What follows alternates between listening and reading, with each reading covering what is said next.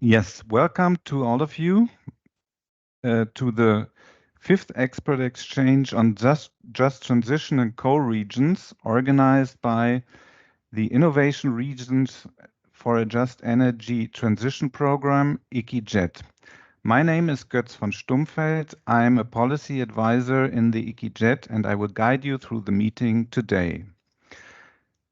Cameras, I think your cameras are switched off. If not, please switch them off, same as your micro.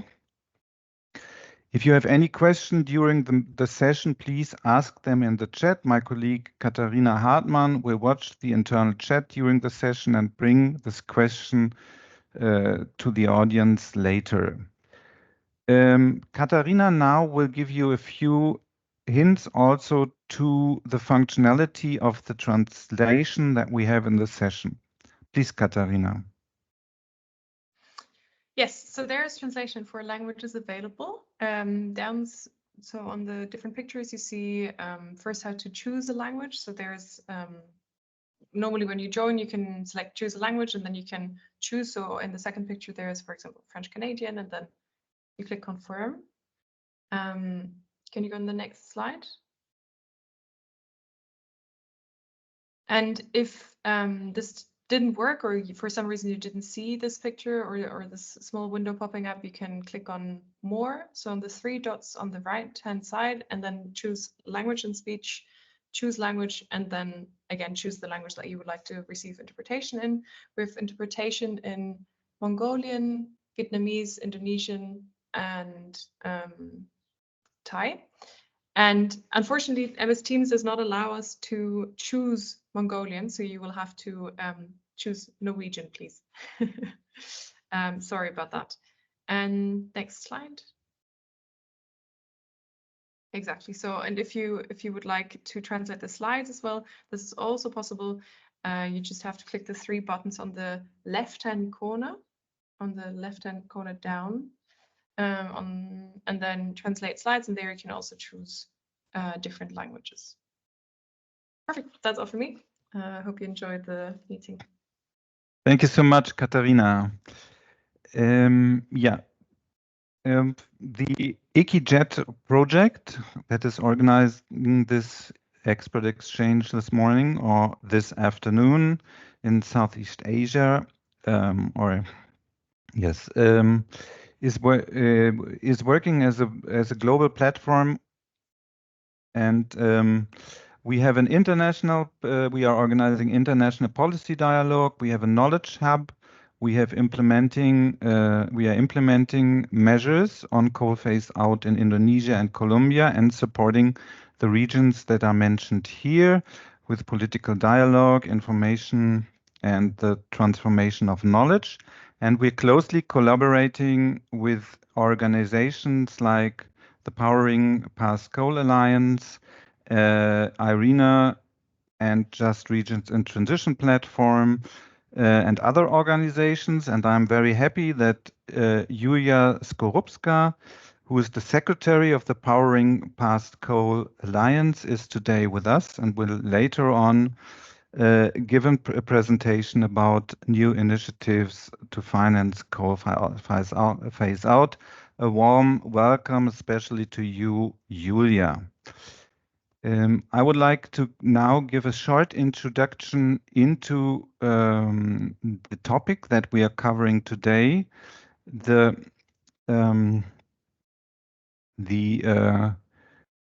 financing of the early phase out of coal-fired power plants.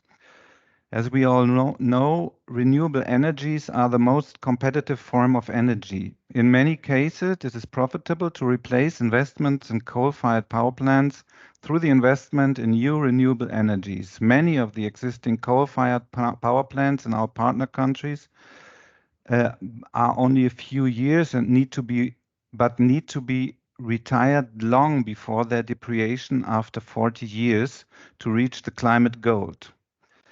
As the costs of renewable energy are almost exclusively investment costs and running costs are marginal, profitability of the replacement is highly dependent on financing. access to finance in our partner countries is often expensive and difficult. Multinational banks and other international institutions can do much to create good financing conditions for renewable energies and the replacement of coal-fired power plants. In many cases, the profitability of replacing coal-fired power plants is not sufficient to organize the transition to green energy. Utilities are often protected from competition. In other cases, contracts with generators may need to be compensated of IPPs. The framework for the use of capital instruments needs to be created to restructure financing and to enable the early decommissioning of coal-fired power plants. Investing for a just transition that leaves no one behind is crucial as well. Today, we will discuss instruments as the coal transition mechanism that can incentivize the early closure of coal-fired power plants and contribute to a just transition. For this, we are very happy to have a program in which Oliver Herrmann, who is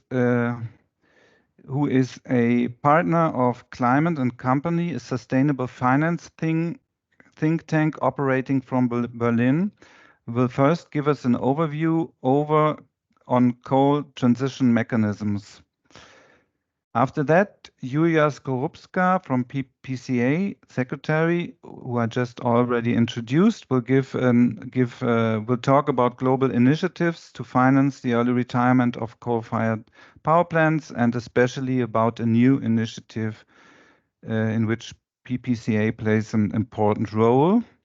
And then we will have the opportunity to learn about modeling finance of early retirement of coal-fired power plants with open source resources that Transition Zero has developed.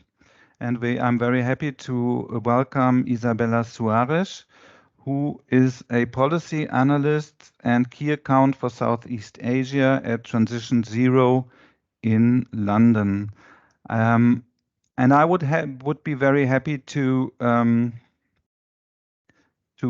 have a discussion then after 10. First have the presentations and after that questions and discussion. So now I would like to pass the floor to you, Oliver, to give your overview on coal transition mechanism. Thank you very much.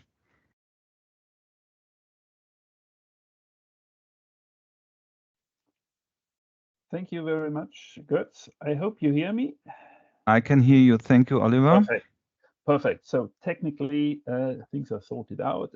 Thank you again, Götz, and the whole team of GIZ and the EKZ project team for organizing this event and for inviting us and giving us the opportunity to show our work and our analysis. Good day, good afternoon, good evening to all of the participants. Happy to see so many names and participants across the globe, focusing on Southeast Asia. I think that is an excellent opportunity, and also because it is a very important region when it comes to coal transition mechanisms and the transition to a new, more sustainable energy system in general. Oliver, sorry to interrupt you. Did you switch on your camera? No. Shall I switch on my camera? Could you switch on your camera? Yes. Would be great if we could see you. Excellent. Yes. Thank you so much. No problem. I wasn't sure whether a camera should be on or not. Okay. No, the speakers should. The speakers would like to see. Thank you.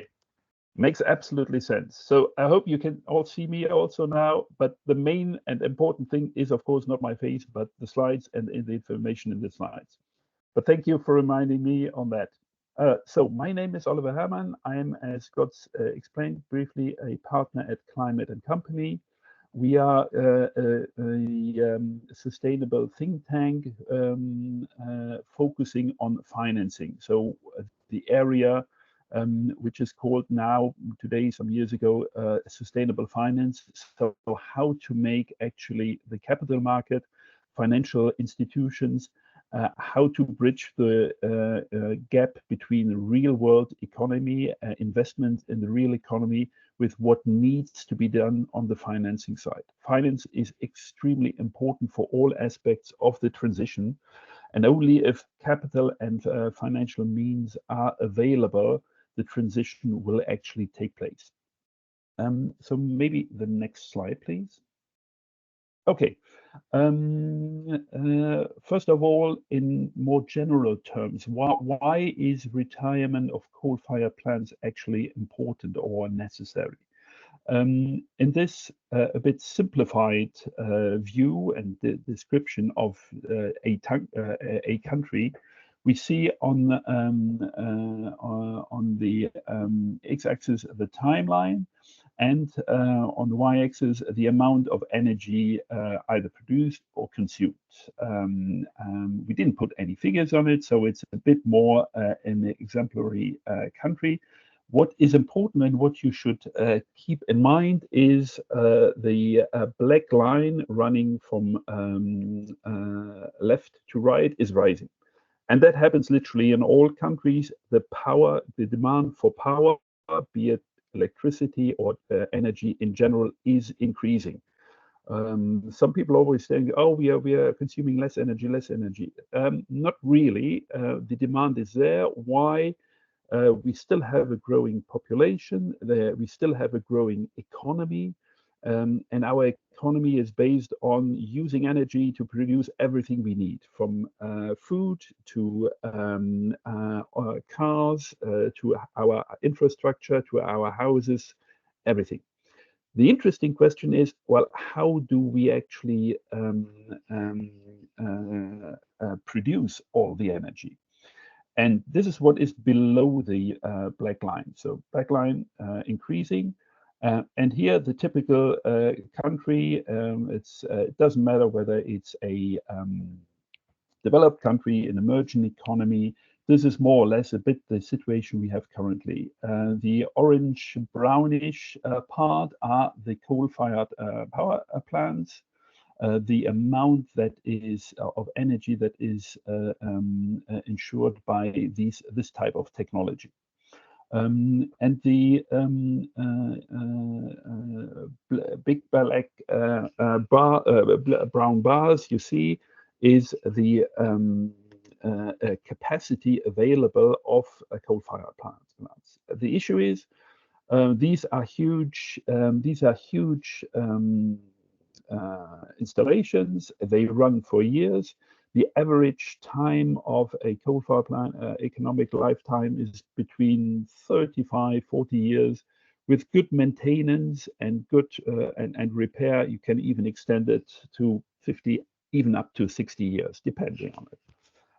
The green part on the chart on the left-hand side is the part of renewable energy, so mostly solar, wind, geothermal, you name it.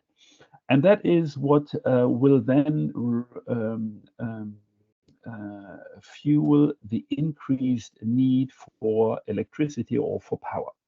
And the issue is, compared to the second chart on the right, yeah, if we keep on all the power plants, the coal-fired power plants as they were planned years ago and with their lifetime, we would end up with a huge amount of CO2 emissions that are not compatible with all the carbon neutral targets we have set globally and then broken down on the country level. So therefore, what is needed, we need to get out of these fossil fuels, in particular the coal-fired plants. So to manage the transition, the left picture shows a huge increase in renewable energy resources, and the demand for electricity and power in general will be then satisfied by these renewables. And you see the orange brownish bars, they are shortened. So the lifetime of the initially planned power plants is massively reduced. And only if this is realized and implemented, the two things will happen. The renewables have a chance to satisfy the increased demand, and CO2 emissions really decrease. And that is the main purpose, and where all the transition mechanisms need to apply. Another improvement and side benefit of shutting down coal-fired plants earlier than planned is usually coal is dirty in the sense of it has real impacts on the environment and on people. So health issues are always an issue when you live close to coal-fired plants in a huge city. We all have seen the smog and images of smog around huge cities, people suffering from it.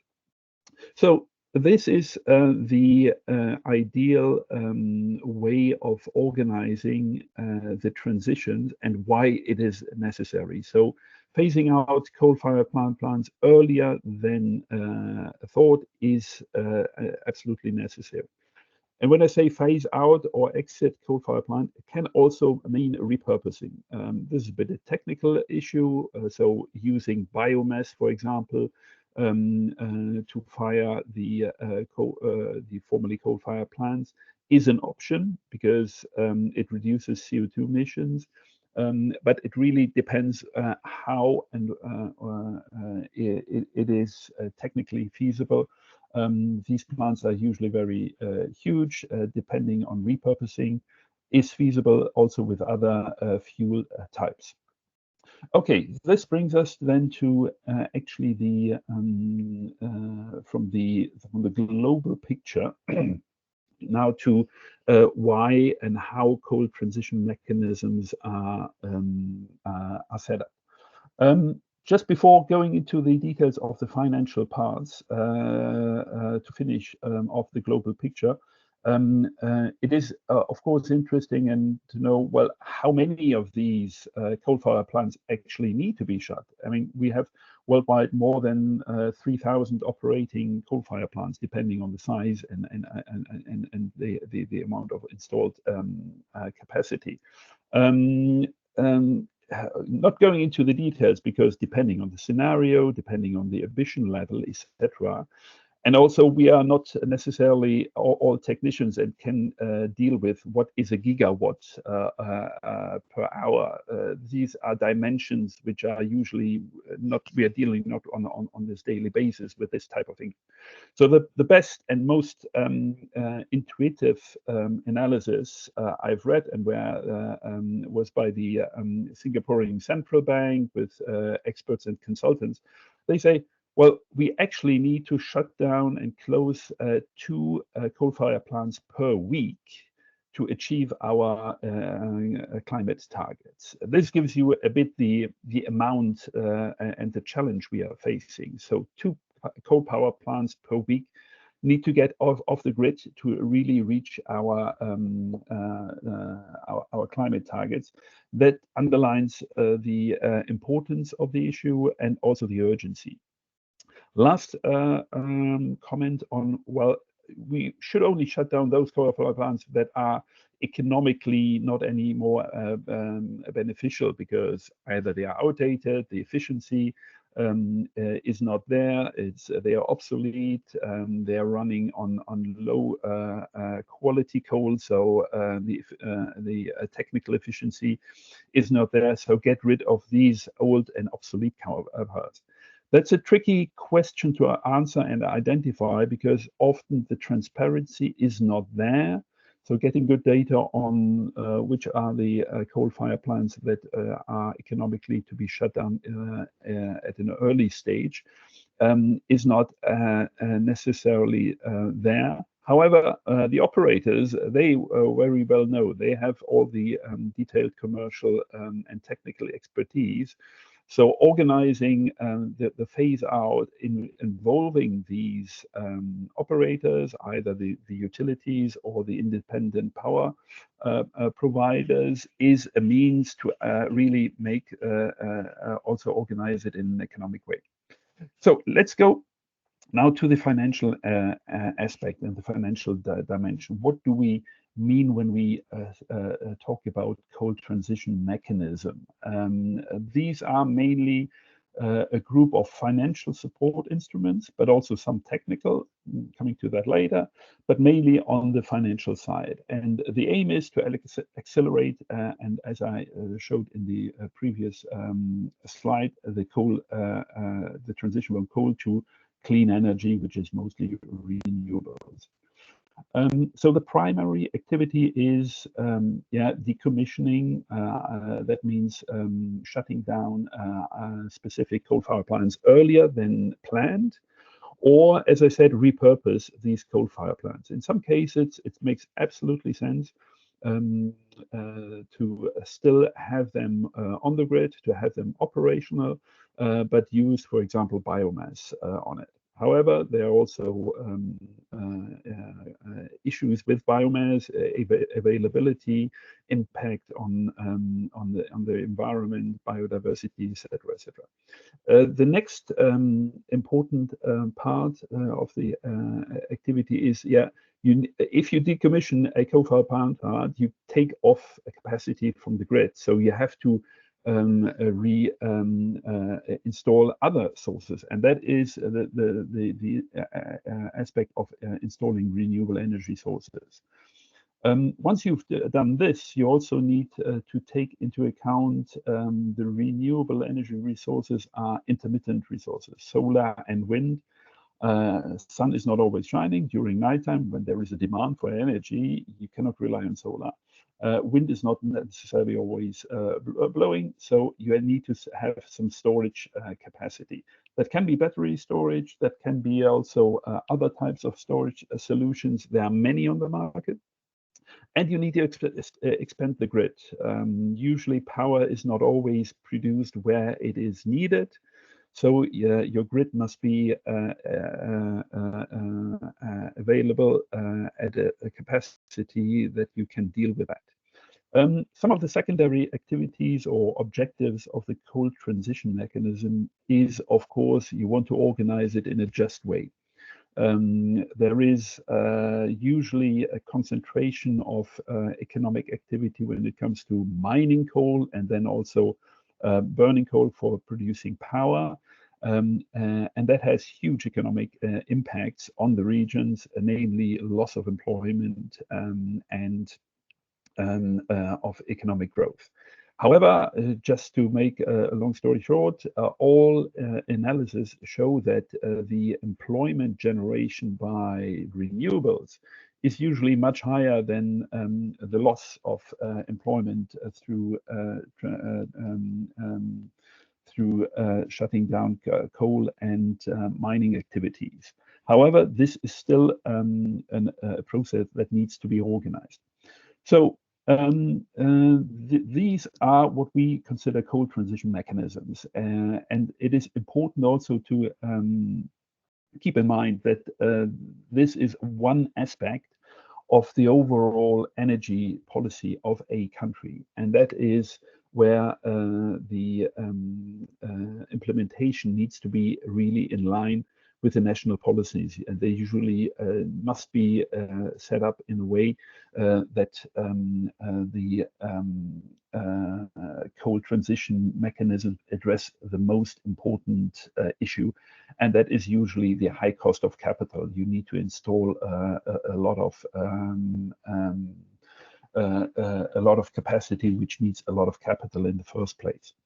As I said, there's also a certain technical expertise which is necessary if you transform your energy system from a centralized system of fossil fuels, in particular coal, to a more decentralized and more intermittent system based on renewable energy.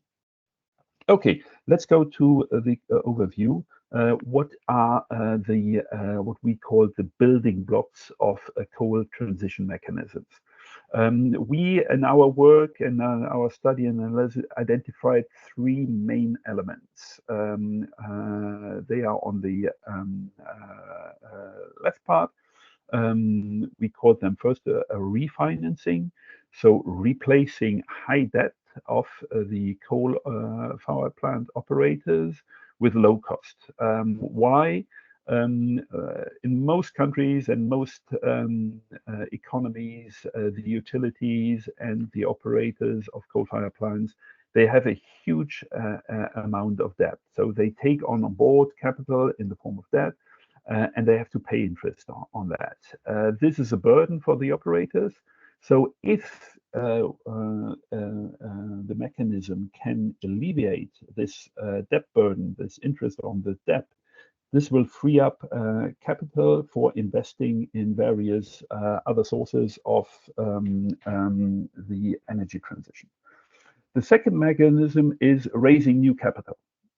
So this is a well-known instrument. If you have a new project, if you have a new opportunity to invest in alternative energy resources, you need capital. You need to set up the project. You have to invest first, and in particular for renewable sources, the capital expenditures are huge, much higher than for a coal-fired plant, because on the coal-fired plants you have the facility, of course, but then you have the fuel cost during the lifetime. With renewable, it's almost the opposite. You have the huge investment at the beginning, and you do not pay for fuels. Of course, you have cost for maintenance, etc., but these are minor. The third element of all transition mechanism or of the transition mechanism could be compensation. And this is a fairly straightforward mechanism.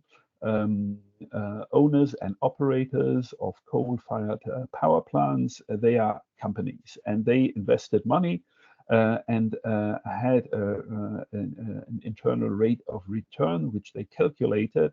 And if coal-fired plants are shut off earlier or taken off of the grid earlier, the owners would like to have still a return on their capital. So a simple compensation payment for the foregone benefits and revenue is a part of this mechanism. So these building blocks are the essential parts, and depending of the situation in the country and of the companies, the power companies, some of these building blocks are more suited than others. In addition to the building blocks, so these are the pure elements, I would say, of how to structure and how to set up the mechanism. There are further what we call the framework conditions, which you find on the right side of the slide. And these are depending on the country, on the political situation, on the financial situation, not only of the companies but also of the country. The technical expertise I already mentioned, that setting up a renewable energy system is much more complicated than the centralized system. But also on the institutional and environmental and social conditions. These have to be taken into account. For example, the financial/economic situation, whether a country has already a well-developed financial market or not, where bonds can be issued, will condition whether some of the building blocks can be used. So this is the essential part which I would like you to remember when it comes to now the more detailed transition mechanisms, which I will very briefly outline only because other speakers will come in. Götz, maybe the next slide, please. Okay, this gives you an overview of the more concrete transition mechanisms. We have 5 which we call the financial engineering, refinancing, securitization, and sustainability long bonds or instruments, and compensations. Let's go to give you some of the examples of these mechanisms in more detail. Next slide, please. So the financial engineering, what does it actually mean? It is an instrument which is mainly labeled as a managed transition vehicle. What does it mean? This entity, this vehicle, this financial vehicle, acquires a coal-fired plant, and the existing refinance the existing debt. This is what is the main part of it. As I said, in many countries, these coal-fired plants operators are burdened with debt for various reasons. One of the reasons is that the electricity price is subsidized, so their revenue is not very high to service all the debt. Or which puts a strain on them. And by doing this, by this financial engineering, the new transition vehicle can decide to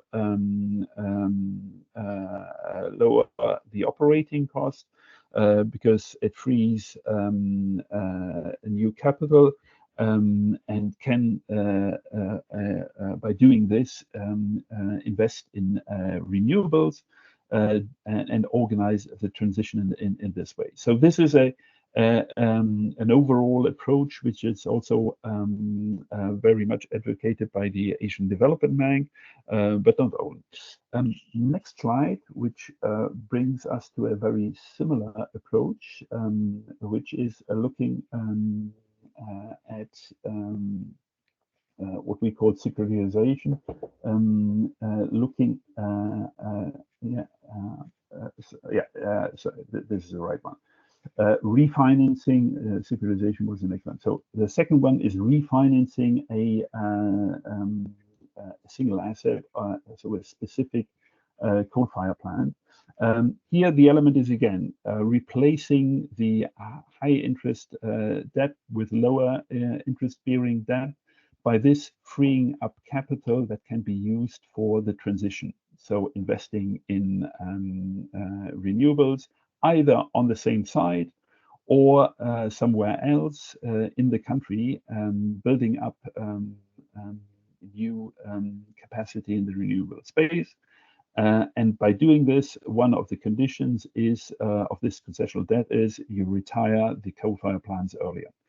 One of the essential framework conditions here is that the power purchasing agreements can actually be renegotiated, in the sense the higher costs for renewables can be actually put on the market and be paid for by ultimately the customer. This is an essential element. However, why does it work well? Some of the renewable technologies are already cost competitive today. In most countries, solar and PV is cost competitive today, so it makes absolutely sense for the operators to engage in this investment pathway of replacing high debt cost with lower ones and using the proceeds to invest in renewables, especially solar and PV. Other renewables technologies will also come into the cost competitiveness area very soon. Most studies say within the next 5 years, offshore will be definitely in there. Partly it is offshore wind. Partly it is already competitive, but due to technical advancements and better management of offshore wind power, this is the way ahead. Let's go to the next instrument, which was securitization, which is a way of dealing and also converting Oliver, real sorry. assets into. Yes. Sorry to interrupt you. You must. Could you come to an end in 2 or 3 minutes? Yes. I will be very quick because these are very specialized. So securitization is you set up bonds, you raise capital on the market and use it for replacing coal-fired plants or investing in new capital. Securitization, what is needed? You need a developed financial market. This is not true for all countries. Let's go to the next instrument, which is bonds. Similar to securitizations, you need a developed capital market where you can place bonds. Here, the focus is more on raising capital. So you're not dealing with debts, high debt, there's low debt, but you raise new capital. You have a new project where you know energy is increasing. We need a new power plant somewhere. Let's build a new industrial solar park somewhere. And for this, we raise capital and do that. Next one, please. And then I'm almost done. Direct compensation is a way, as I said, of getting capacity out of the market, replacing it with others, renewable resources, and compensating the owners so that they do not have an economic loss. This can be sometimes a good way ahead, but it's of course one of the most direct way of dealing with it. Next slide, which is already, I think, the summary, which I would like you to retain. The building blocks of it, of the various mechanisms, and the framework conditions are extremely important when it comes to the examples of doing and organizing these mechanisms in countries. As I said, the ADB with the so-called energy transition mechanism is probably the most advanced and most active, in particular in the Southeast Asia. So these are the main points I wanted to explain to you. What is a financial transition mechanisms for organizing coal phase out? And I thank you for your attention and happy to give back the floor to you, August. Thank you so much, Oliver. Thank you for this great overview over this quite complicated field and this very understandable and comprehensive presentation. Thank you so much. And now I would like to give over directly. We come to the discussion and questions at the end to Julia Skorupska, who is the secretary of the Powering Past Coal Alliance, and who will also will engage even more in the field of the financing of the early retirement of just of coal-fired power plants. Julia, if you could switch on, yes, there you are, great. Julia, welcome. Nice to see you. Great that you could make it to our event, and I'll be very happy to learn about the activities that you are doing in the Powering Past Coal Alliance. As I said already, you are part of our circle of friends, so we are closely collaborating. Please, the floor is yours. Hello, everyone. I'm Julia Skorupska, and I am the head of the Powering Past Coal Alliance Secretariat. The Powering Past Coal Alliance was founded in 2017 by the UK and Canada, and over the past 6 years, it's grown to represent a really remarkable reservoir of experience and expertise, as you can see from the map here. So we now have over 180 members, over a third of the world's, almost a third of the world's countries, and subnational governments in some of the most coal-dependent regions, financial institutions with about $17 trillion under management, and some of the world's leading utilities and system operators. And the kind of main purpose of the Alliance is to be coming together to share some of that expertise to support the transition elsewhere. And our members are really active. So last year they came together in Colombia and in Morocco to share their experience around how they've managed coal retirement and how they're managing some of the issues around just transition, and supported Colombia and Morocco to think about, okay, they wanted to join the alliance as well and set a coal phase out date. But I think that our members have increasingly come to realise that expertise sharing alone is not enough, that in emerging economies, in particular, the challenge of coal phase out, the early retirement of coal power plants is really substantial, partly because many of the coal power plants are relatively young, they have a long lifespan left, they're covered by power purchase agreements that run for a long time. Also, of course, there are really significant communities that are economically dependent on coal, and the demand for energy is growing very quickly. All challenges that we understand very well. And because of that, there is going to be a need to support these emerging economies, not only with expertise sharing, but also with finance. And as we heard, there are a number of activities already in this space to try and provide finance for the early retirement of coal power plants. There are the CFPPs. There are also a number of kind of activities. As mentioned, the Asian Development Bank has their energy transition mechanism. There are other mechanisms in the space. But I think our conclusion is what's there already is a great start, but it's not nearly enough to retire at the pace that we need to get on track for 1.5. So as we heard, we should be retiring 2 coal power plants a week. And to do that, we really need to turbocharge the current efforts and kind of all come together to focus on this problem. And this is why the Powering Past Coal Alliance is really pleased to be involved in an initiative which is designed to do just that. So, and this is the Coal Transition Accelerator, which is an initiative which was launched by the French government at COP28 in the presence of a number of other governments. So maybe if we go to the slide before with the purpose of the Coal Transition Commission. So the Coal Transition Commission is one of the constituent elements of the Coal Transition Accelerator. And what it is designed to do is it's designed to bring together governments, public and private finance, and some of the key experts in the space to think about how do we increase the flow of public and private finance to supporting a just and managed transition.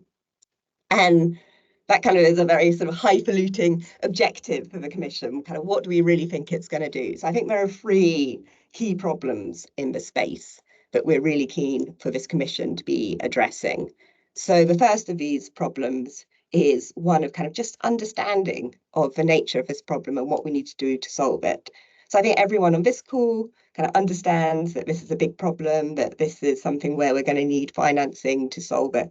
But I'm not sure that at a senior policy level, there is yet this understanding of what is it that needs to be done to resolve this problem, how important it is, and what the role in particular of governments and of public finance is in resolving this problem. So that's the kind of first key objective, I think. The second key objective is I think that we all recognise that given the scale of a challenge, we need private finance alongside public finance to be addressing this problem. And I think that we have seen increasingly that private finance is interested in being in this space. We've seen a lot more talk about financial institutions committing themselves to a managed phase out, to supporting a managed phase out. But I don't think we have the right structure and guidelines in place to really start getting that private finance into the space to be supporting work in this space. So I think that private finance is nervous, that there isn't the right kind of framework of accountability, of transparency. If they're buying a coal power plant in order to retire it, is that really going to count as a green investment? Will they be able to demonstrate in the right way that this kind of fits under the green taxonomies? And I think as well, there isn't yet a kind of clear sense of what do the sort of bankable projects, what do the projects which are kind of ready for private finance look like in this space. So we heard a really clear exposition of some of the different ways in which it could be approached, but I do think there's still some work to kind of popularise this is what projects in this space should look like. And finally, I think the other kind of challenge that the Commission will be addressing is We know that there are some leaders in this space. There are countries that really want to be making progress on their coal phase out. So many of the countries which you're dialing into are countries that really want to be making progress. We've been working with Colombia, with Morocco, with Thailand, with Malaysia. But I think as yet, there isn't yet that kind of coordinated package of support to help countries to think about, okay, how can we come in? If you do want to be thinking about bringing your phase out date back, how do we bring the community together to support that? So I think that is the final kind of challenge that the Commission is looking to address. So maybe to set out a little bit more clearly on the next slide, what we've actually agreed the 4 work streams of the Commission will be over the next year. So the first work stream is coming back to this question of trying to build understanding of what is the role of government, what is the role of regulators, what's the role of standard setters in this space to make sure the environment is right to encourage private and public finance to flow to support and manage phase out of coal. So we'll be looking to develop shared policy principles to set out what the different responsibilities are in this space. Secondly, I mean, as we heard, there's already quite a lot of work being done on thinking about how do we make these transactions possible, but it feels like there's still a bit more modelling to be done on the economics in this space. Under what circumstances do you look to kind of reduce the cost of capital? Under what circumstances is a different approach better? And what's the most effective way to be using public finance? So we'll be working with GFANs on doing a little bit more modelling in this space, drawing on work which has already been done, obviously, by many here, by the Asian Development Bank, but to try and set out a little bit more clearly some options for roles and contributions from public and private finance. And then, as I mentioned, one of the key challenges is how do we make sure there's the right structure of transparency and accountability provisions in this space so that if a public finance institution or a private finance institution is getting involved, there's the right framework for them to be reporting, for them to be demonstrating they genuinely are generating emissions reductions in this space. And the 4th pillar of work is supporting the development of a pipeline of projects globally. So looking at where can we kind of bring people together to really demonstrate that this is an approach that can work. So those are the 4 key pillars of work. And then to give you a little bit of a sense of what the sort of structure and timeline for the work is. So as I said, the Commission will be bringing together governments, public and private finance. And the first meeting of the Commission will take place at ministerial level in April at the spring meetings. As you can see here, we had a launch event in February at ministerial level, and kind of we brought people together to understand what the kind of key challenges which will be addressed by the Commission will be. April is the first meeting of the Commission. May to August will be a period in which we will be kind of preparing key elements for the first report, which will come out later this year, and a time at which we'll be really looking to engage with all of you as well. So from May to August, we'll be doing a number of consultation sessions, trying to make sure that we're drawing on all of the knowledge in the space. In September, there'll be a second Commission meeting in the margins of the UN Summit for the Future. And there we hope to be able to kind of come to the Commission with, we've spoken to everyone in the space, we've kind of drawn on the work which is already out there. Here is our first draft of what we think could be presented. Then in October, we'll be able to do a little bit more consultation. And then in November, around COP, we hope to be able to publish the first report and the kind of conclusions from the first year of the Commission.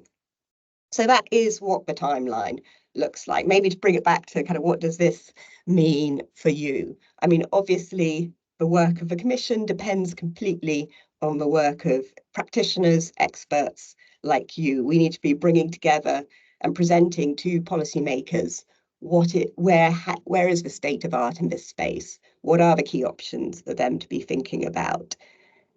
I've mentioned a couple of sort of formal opportunities which will be coming to you to consult in that May to August period and also after September. But I also wanted to leave you with a few questions that we're really keen to be gathering thoughts on and that we would be really keen to hear from you. So some of the kind of big questions I think that people are thinking about in this space are, so we've already heard that you could be retiring coal power plants, or you could be repurposing coal power plants, so for example, coal firing, or you could be flexing, so the operation in some circumstances of coal power plants to reduce emissions. And I think that there is still quite a lot of debate out there about what are the right circumstances for each approach. When should we be really focusing on retirement? When should we be focusing on using different kind of repurposing techniques? And when should we be thinking about flex? And how, if we want to move from lots of flex and not much retirement to less flex and more retirement, what are the ways in which we can shift across there? So we're really keen to be hearing your views about this question. And then another question, which you may have heard about in this space, is when should we be thinking about having a jurisdictional level approach? And so you work with the government and all support goes to the government to think about kind of retiring coal power assets and everything is done at the system level, as opposed to when should we be thinking about perhaps we could be doing this at an asset level, working with a particular coal-fired power plant to retire that power plant first, and then move forward. Obviously, some of the risks around working at an asset level are possibilities of leakage. So could another coal-fired plant just be operated more? Now this one has been taken off, and so there wouldn't be any real reduction in emissions, or might another coal-fired power plant be built? So how do you build in the right kind of guardrails if you are going to do an asset level approach? And as we've already heard, there is kind of quite a lot of debate about what is the right circumstance for the use of coal retirement mechanisms. There's obviously a lot that can be done through policy approaches, through pollution regulation, through changing the structure of the energy markets. And I think getting a clearer sense of what are the right circumstances on which we should be focusing limited public finance resources is also really helpful to help mobilize those resources. And then finally, a last, I think, really key question that we're keen to hear from you about is on just transition. How do we ensure that there's adequate protection for workers and communities and that that's built in across all of these approaches? So we're very keen to hear from you kind of directly on all of these questions, and also we'll be coming out to consult through the year. Thank you very much.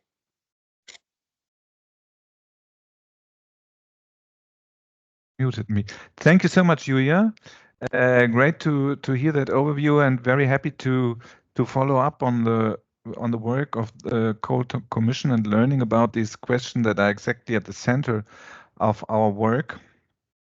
I would think that we come to the discussion later because we have one more of your very relevant questions, because we have one more presentation from Isabella Suarez, who is a policy analyst and key account for Southeast Asia for the non-profit company Transition Zero.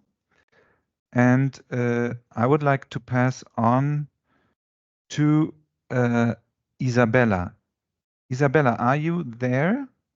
Yeah, Isabella, and you wanted to show your slides, to share your slides yourself? Yes, there you are. Great. I stopped sliding. Yeah. I'm also happy for you guys to share it. I see, there it is. Let's see if that works.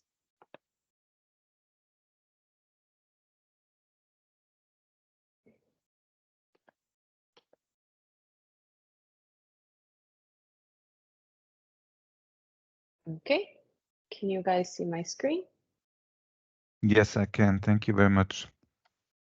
Cool. Great. So good morning, good afternoon, everyone. Good evening, I guess, for some of you. Thank you so much for the invitation. I'm very delighted to be sharing some of Transition Zero's work today with this esteemed panel and with all of you. So as Götz mentioned, I'm Isabella. I'm the Southeast Asia lead for Transition Zero. And today I'll be going through data for modeling or supporting early retirement of coal plants. So we heard from Oliver earlier, who broke down the financial mechanisms that need to be considered for a coal retirement deal.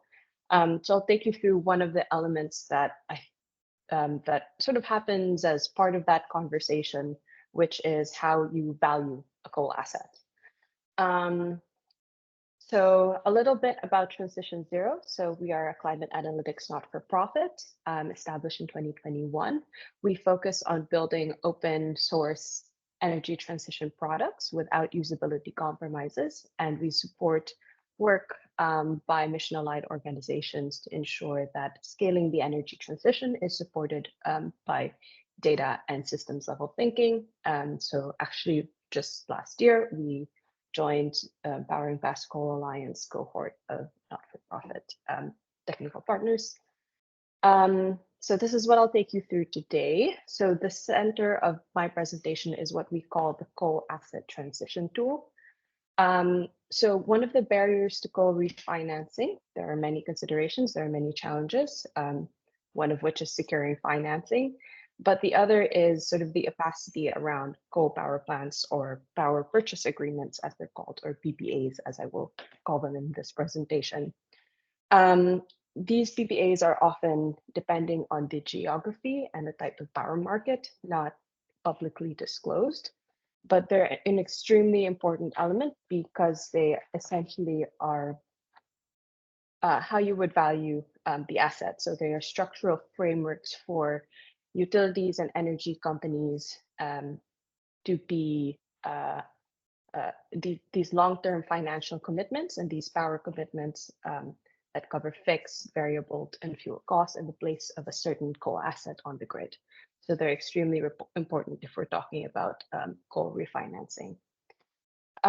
So the coal asset transition tool is an asset level database. It covers over 58 metrics for each asset and provides economic, financial, and environmental data that support the analysis of potential coal retirement deals. We have a data set for Indonesia that was released last year. We'll be updating that later this year. We have the Philippines data set that was released in January, as well as the Pakistan one under development. There are others that we are considering. So interest from the space of people who work on this issue is very important to us as well. It's a bit of finicky work, so we like to prioritize based on demand. But this, in general, is a methodology that can be applied and adjusted for different countries around the world. So what are we looking at with CAT? So as I mentioned, this is asset level data. We provide things that cover technological specifications for each plant, operational information, as well as information on cash flows and some social impacts, social environmental impacts for the case of the Indonesia database. So when we talk about technological specifications, we're looking at the boiler type, the age of the asset, capacity, things like emission intensity, as well as efficiency. So sometimes data, even like efficiency, can be hard to come by. Some of the ones that are disclosed are not adjusted based on how old the plant is. So as the plant gets older, its efficiency will deteriorate. So you have to consider that in terms of valuing the asset as well as its contributions to the grid. Things for operations, we look at the reserve margin, where the plant is located, how that might affect demand in that area. We provide data on the average generation of that plant, as well as the CapEx and OpEx cost. We provide an estimated PSA tariff, and I'll take you through our methodology for that right after this. And we also provide things like the impact of retiring the plant on existing jobs.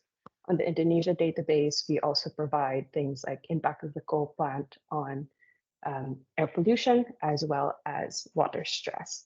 So some of these inputs that we have are also used to calculate outputs that are provided in the database. So cost of abatement. So how much would it cost to retire the plant per dollar per ton of CO2 or emissions of the plant? What is the potential retirement cost or buyout value? One of them, I think, one of our most important contributions to this conversation. So that's the cost of retiring this specific asset based on the number of years you want to retire the plant earlier by. The renewable energy replacement cost. So as already been mentioned and emphasized, it's really important to ensure that demand in emerging economies can continue to be met by renewable assets, clean assets. So if we retire a specific plant, how much energy from solar wind needs to come online to replace that? And we're also looking at things like short run and long run profitability, as well as carbon emission savings and job losses. So this database, as mentioned, has been under development for the last 2 years. We've had a large level of interest from different stakeholders, some of whom are on this call. And it's been used for several different things, and I'll give you more examples of it later using the Indonesia dataset.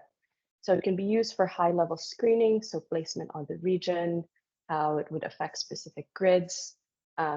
You can find some of these insights in GFANZ's 2022 Managed Phase Out of Coal in Asia Pacific report. You can do asset level deep dives. So all of the metrics I showed on an earlier slide is available for checks. We've spoken to bankers and investors who have used our information on PPA tariffs, for instance, to run discounted cash flow analyses and see how much it would actually cost to retire the plant over time, how that deal can be structured.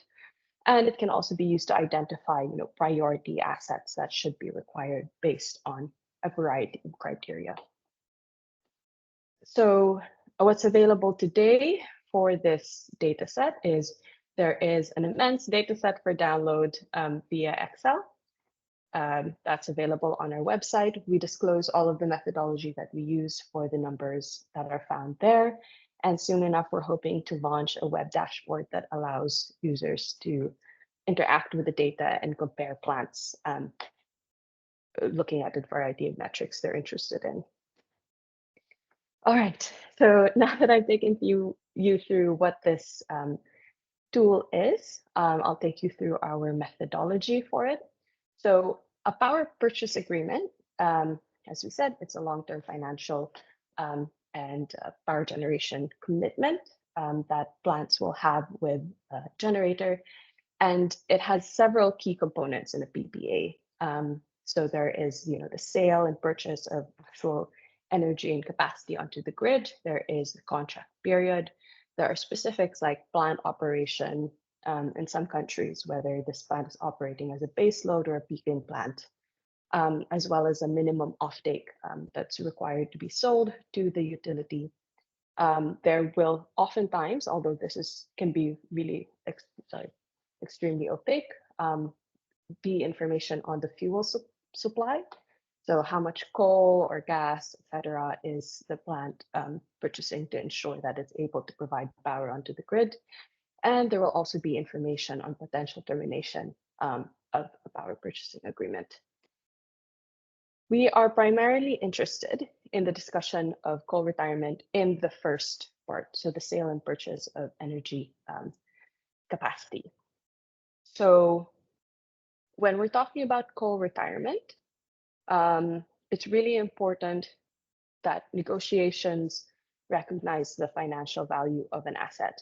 This really forms the basis of negotiations for buyout or the retirement of the plant. And there are two ways to estimate the financial value of an asset. So the first perspective is that you look at the remaining investment value of the asset or the capital investment value of the asset. So this is the unrecuperated capital expenditure at this point in time. The second way to do it is to assess the value of future revenue streams that the asset can still bring. So generally, the first view could potentially undervalue a coal asset, which are still quite important in many regions of the world. And so for ARCAT, we look at the second perspective. We feel that this gives a fairer value for initial negotiations around the asset.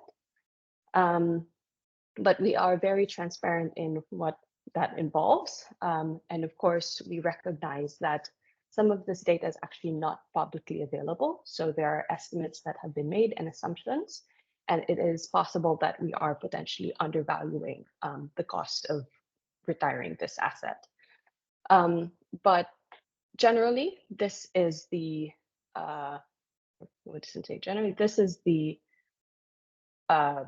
formula that most will use in trying to estimate the buyout for a coal plant. So we are looking at the years of early retirement. So let's say a plant has another 20 years to operate. More likely than not, you are not able to buy out all of those 20 years under that PPA. So how many years earlier are you wanting to retire that asset? If it's 10 years, so let's say between now, 20 years, so 2044, you're buying out 10 years earlier, so you want to retire it in 2034. So that's this number here in green. That is multiplied by the annual generation, so the productivity of this asset, how much it contributes to the grid, and then that is multiplied by the value of the asset. So for us, we are looking at the PSA tariff, less fuel costs, less carbon costs. And the reason why we subtract these two factors from our valuation is because we're assuming that this is fuel and carbon that will not be burned or emitted due to the retirement of the plant. So, as mentioned, I think by all of our speakers at this point, some of this data is really difficult to find. We've done, for instance, for the Philippines, a really robust data set that covers maybe 96% of generation. But for a regulated market like Indonesia, this is a little more difficult. So we will apply a certain methodology that I'll take you through later on. In this chart, I just take you through, some of the state of some of the public access to PPAs across Asia. So places like China, Japan, and Vietnam, this is a little difficult to find. Indonesia, South Korea, and India, some of this is disclosed in media reporting or annual reports by regulators. So as much as possible, we will collect all of that. And in a place like the Philippines, much of this data is actually published at the utility level. So as I mentioned, I will focus on Indonesia for this presentation. For Indonesia, we split the plants into 9 regions, which affects the generation as well as the fuel costs that we're assuming for these plants. So these are our 9 regions. And for PPAs and the pricing structure in each, we are divided it into mine mount plants, PLN owned or independent power producer owned, so privately owned plants, or captive plants. And this will affect how much most of these fuel costs mainly. So how much each of these plant owners and operators are buying their coal at. That also potentially impacts as well the generation that this plant will have. Now for Indonesia, as mentioned, we have divided the way that we estimate PPAs according to plant type. For getting the PPA price as much as possible, we are looking for the PPA that's disclosed publicly, which can be in media reports or company reports. If that is unknown, we are taking the next best thing, which is a PLN reported cost of production for the coal plant. And this is adjusted by the year of operations as well as the region that it is. So power is most expensive in the surrounding areas, and that is sort of balanced out with generation in the Java Valley grid. And we also assume an operating time if that is not disclosed publicly. So if a plant was built before 2020, we assume that its useful life is 30 years. If not, that's 25 years. Now, for a place like the Philippines, we're collecting things like monthly generation charge, actual monthly generation, as well as the BSA start date and end date. And if there are any gaps in it, we will treat them a little differently. So we'll either get the average generation based on similarly sized plants, as well as the price based on similarly priced plants. So I won't focus on this today, but this is a data set where we have over 209 PSAs, which is a little crazy to collect. And most of that data, we have either the full PSA value for generation and price or a partial one. All right. So I'll go through these key findings very quickly, but I think this demonstrates the value of analyzing plants at a plant level or at an asset level, because there's certain assumptions I think that we make around coal plants that are not necessarily true if we look at the actual generation and pricing of these assets. So one of these things is that there is an understanding that the marginal cost of generation for coal in Indonesia is around $30 per megawatt hour. Some of our findings point to the fact that between 2019 and 2022, when this data was released, that average tariff was around $65 per megawatt hour. And of course, it's important to acknowledge what happened over that time. But this shows that coal is not necessarily as cheap as it is expected to be in Indonesia. And this will vary per plant as well, which is important to note. So for newer plants like the PLTU Java 7, the reported PPA tariff was around $43 per megawatt hour, which seems to be a big issue if it's generating or if it's operating much higher at a much higher cost than it initially claims. So capital recovery for this asset might be a problem unless there's some sort of cost pass-through scheme. Okay. Unsurprisingly, captive plants, so these are plants that contribute directly to industry, are most expensive to operate, or their tariffs are the most expensive of the plants that we looked at, followed by regular plants, and then mine-to-mouth plants. The range of tariffs will, of course, differ quite a bit per region. It's extremely expensive in basically more islanded provinces in the country. Okay. And here we're just demonstrating that there's a lot of work that has done to estimating the cost of early retirement. It is important to look at the methodology for each. But you'll see that we're sort of landing on the same place if we're looking at dollar per megawatt. We are estimating that it is quite a bit higher than what's out there if we're looking at total dollars needed to retire a significant amount of capacity in Indonesia. But if we are looking at, let's say, the cost of abatement, so the dollar per megawatt of retirement, our estimates are significantly lower than the government estimates.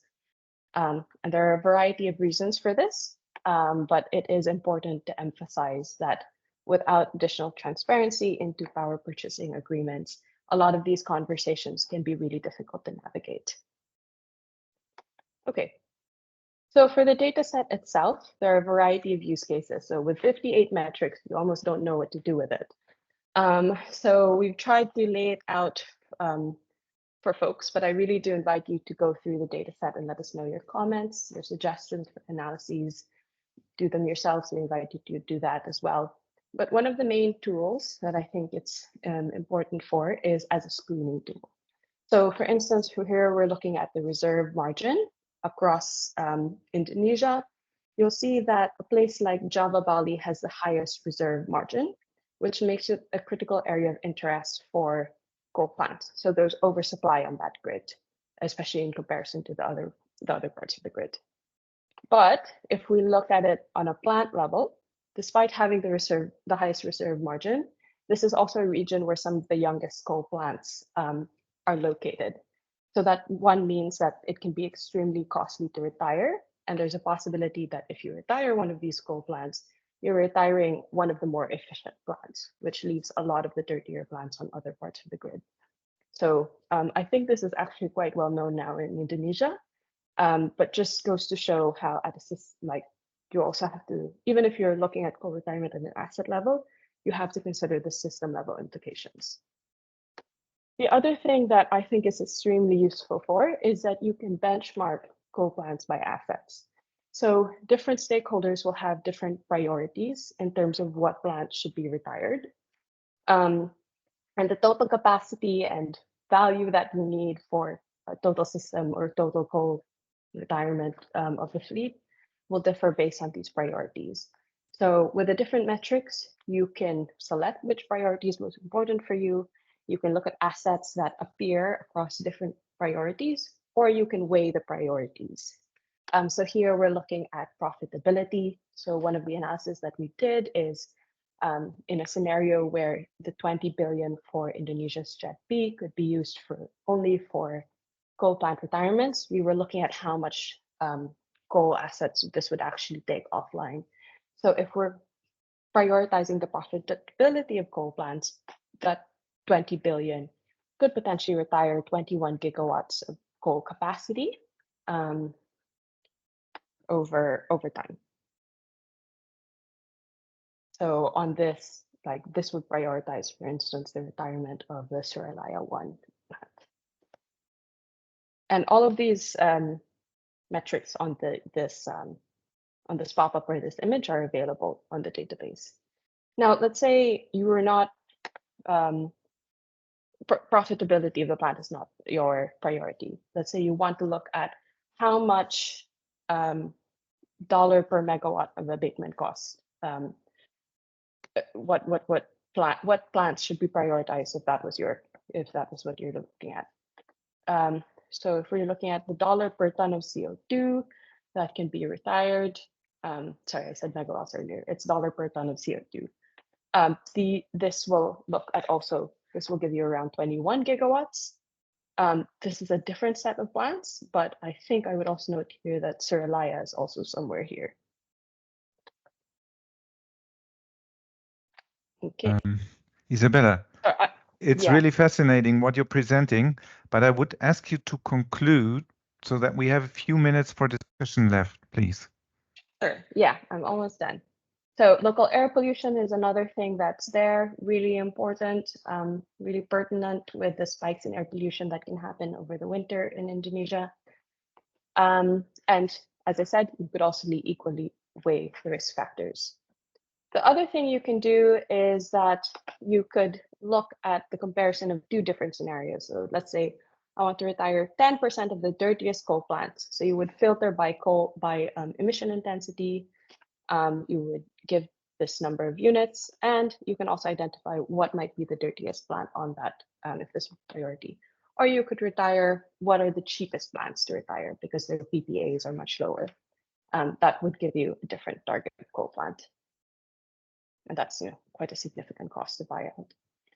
And lastly, just to lay it out, I know I've spoken about a lot of things, but asset level analysis is really important if you want to look at specific deals, right?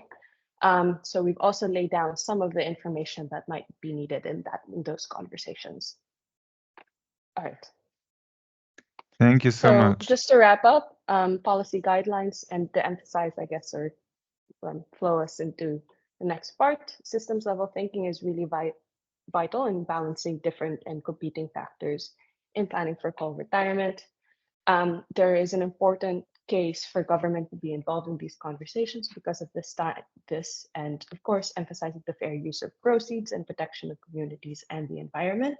And lastly, I just want to emphasize that deal structures will differ due to unique plant level characteristics, but also the markets in which these occur. That's very different in Southeast Asia. It's very different across Africa and Latin America. So that's important to keep in mind as we're talking about financing that needs to develop to support this.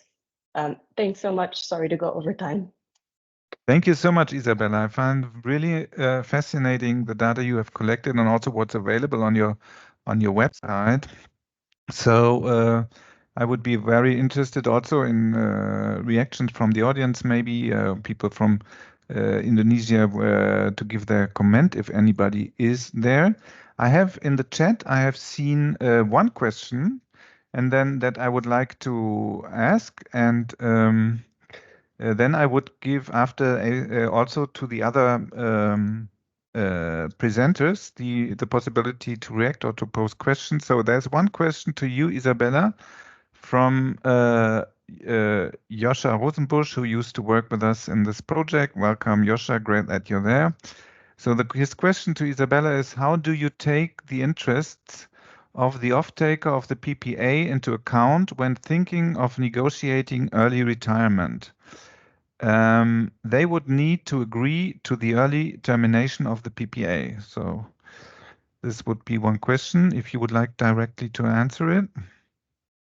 Sure, I'm happy to. I think, so for us, the database is trying to give you metrics to weigh these different things. So we aren't prescriptive about which plants should be retired first. I think that is something that needs to be decided at a country level. So essentially the answer is we don't take that into account. We agree and we recognize that this is probably one of the key barriers, but what we're trying to provide is the data to get those conversations started. So the off-taker or the regulator often has all of the information on the PPAs that's not disclosed, but there are other counterparties that need to be in these discussions, and that's who we're hoping to support with this data. Okay. Thank you very much. So we have another question, two other questions, and then I would give the speakers also the opportunity to react and to come to a final round of conclusion. So there's the question, a question from Farah Ariftia on the calculation of coal retirement costs. Are you taking account the cost of depleting efficiency of the CFPPs? Second question from Farah may be applicable to all. How do we want to quantify the benefits gains from the early retirement of CFPPs, as it might be hard to business-oriented people to understand why retiring CFPPs is more advantageous than maximizing their full potential. So then we have another question from Georg Schäfer. Georg, to Oliver Herrmann, under CTM primary activities you mentioned, under CTM primary activities you mentioned battery storage and grid extension. What are the other storage technologies that you refer to? What would be the role of green hydrogen and green hydrogen ready as gas power plants? Yeah, okay, but I think how is the profitability of renewable energies if one takes all these additional investments required for stable energy supply into account? So this is a really all energy system. I would like to first give the floor again to Isabella. To this very specific questions that were raised? Sure. Yes, the answer is yes, we do account for age-adjusted efficiency, or what is essentially depreciation, because this affects the energy output and thus affects the cost of generation. I would like to give also the to you, Julia, because I know that you have to leave directly, and there were some questions to all, and I also want to give you to react if you have something to comment on the other presentations. Thank you so much. And thanks so much, Isabella. That was a really super presentation. I have a million questions, but I know that the time is limited. I mean, I suppose it would be it feels like it's the sort of information which is really useful for policymakers. And coming to one of the questions in the chat of how do we make the case that retiring coal-fired power plants is the right thing to do? I mean, on a kind of global level, I would say there's really good data. There's a great IMF paper kind of setting out that this is definitely the most economic choice. For every dollar invested in retiring coal power plants, we can expect to make $3. But I think that having the sort of information that you have, Isabella, around what are the costs, how could you reduce energy costs by retiring coal power plants, and kind of where do we start, how do you reduce the health costs, is the sort of thing which we could use to put together a really persuasive case in various different countries about why this is the right thing to be doing and kind of where to start. So thanks so much for that, and we're really looking forward to working with you and to working with Oliver to make sure that we have the right information to present to policymakers to make this a really compelling case. Thank you very much, Julia. And now I think we cannot, please, Oliver, if you want to come to comment or to come to one of the very complex questions.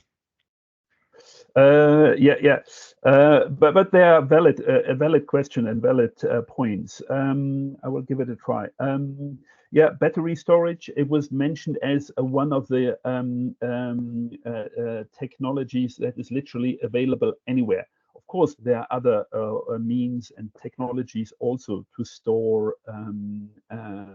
energy temporarily. The most and the oldest one is a pumping station. So you pump up water to a higher level, store it there, and then you use a water turbine to use it. However, this is the technology the Netherlands cannot use it.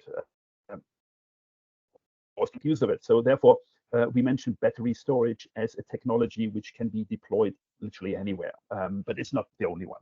Then your question on green hydrogen and whether it is considered. I think, Oliver, I think we cannot go through all the technology questions now. We could focus on finance, please. Exactly. So green hydrogen, everyone says it's financially and economically not yet viable. So to be seen what comes out of it. Then the last point in the aspect is the overall profitability of the whole system, which is exactly where we should look at. We cannot just say, oh, invest in solar, and solar is nice and is cost competitive. We have to look at the overall system cost. But that is much more, and it will increase. Everybody says, of course, we need additional grid expansion, we need additional storage capacity, that is investment. And it will increase the amount and the costs, of course.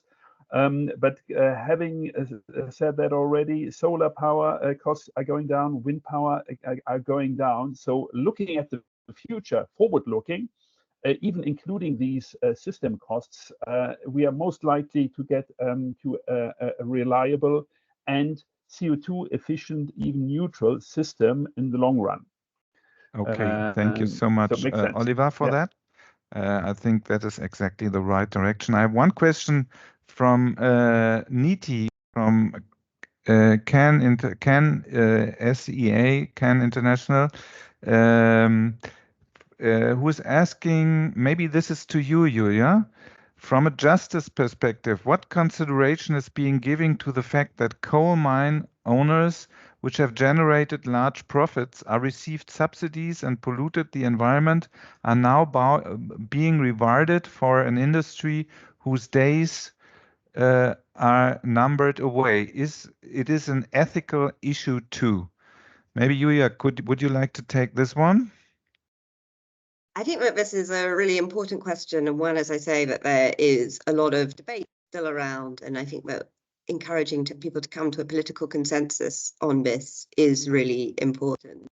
So obviously there is a lot of opposition to the idea that the polluter is kind of compensated for polluting in some way. But I think we also need to take into account that there are kind of genuine commitments which have been made by government sometimes, kind of sovereign guarantees given that they will pay off these debts, that we have for a long time been encouraging emerging economies, that it's really important to demonstrate that you stick by your guarantees. And so I think that's one aspect of the challenge. But I think the other aspect of the challenge is that obviously there is support that has to be given to the communities as the mines close or as the coal power plant closes. And so I think there's a lot of experience, for example, recently of Colombia, of a coal power plant just closing. There was no kind of package in place. And I think having a kind of managed phase out package is a right way to address kind of justice concerns as well and make sure that the communities are looked after during the transition process. Okay, thank you so much. Isabella, would you like to comment this or also on the battery question? No, I think it is definitely a challenge, right? Like we always allude to this idea that if you require full plant, something needs to come online to cover that capacity. And I think if we're thinking about it from a systems level, what the challenge that I've run into that I think often about in emerging Asia or Southeast Asia is that the way that we've done energy systems planning thus far is really biased towards baseload capacity, like coal, like gas. And if we bring on things like solar, wind, geothermal batteries, there's a different type of energy planning that needs to happen. And there needs to be markets, ancillary capacity that need to come online to support this. And that's really on government and utilities to develop. I think you're seeing some efforts across the country, but across the region, and that's really important and worth the watch. That we're not really just talking about this technology in stasis, like we're talking about how it feeds into the system, and that can't be done by just pushing more capacity on. What are the balancing mechanisms? What are the pricing mechanisms? All of these things. Okay, thank you very much. Yes, Oliver, one last word, but people are starting to leave. Julia has already to leave. Thank you so much, Julia. You have your next meeting. Oliver, 2 words, and then we finalize. Yeah, I'm sorry, I didn't realize we are running out of time and we are at the end. I just saw one question in the chat. I will answer it. I will send you the information written if you can then forward it. I'm happy. Okay, everybody can join in the chat to discuss. We can continue in the chat, I think, to discuss. Thank all of you. Thank you very much, Isabella, for your great presentation. Thank you, Oliver. Thank you, Julia, if you still can hear me. It was really interesting, inspiring. I think it gave us a lot of impulses to reflect on, to continue work and exchange. Thanks to the audience that you stayed with us this time, and we will continue discussions. We will provide material. This the session was recorded. We will send out the information to you and share all the presentations. So thanks again, and have a great evening, and have also a great rest of the day. Thank you so much. Goodbye.